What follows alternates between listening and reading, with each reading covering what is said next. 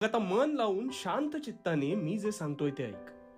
अरे ही भीतीच तुझे खरे सामर्थ्य नष्ट करते आणि हे तुझ्या कळत नकळत होतं. तू एखादी नवीन गोष्ट अथवा काम हाती घेतोस पण ते सत्कारणी लागत नाही म्हणून रडत बसतोस.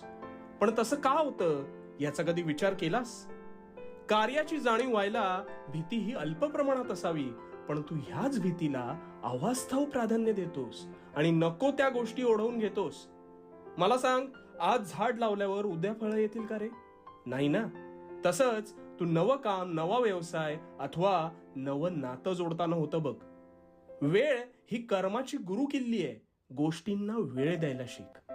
आज व्यवसाय सुरू केलास तर स्वतःच्या निर्णयावर विश्वास ठेव. त्यात पडझड होईल पण थांबायचं नाही.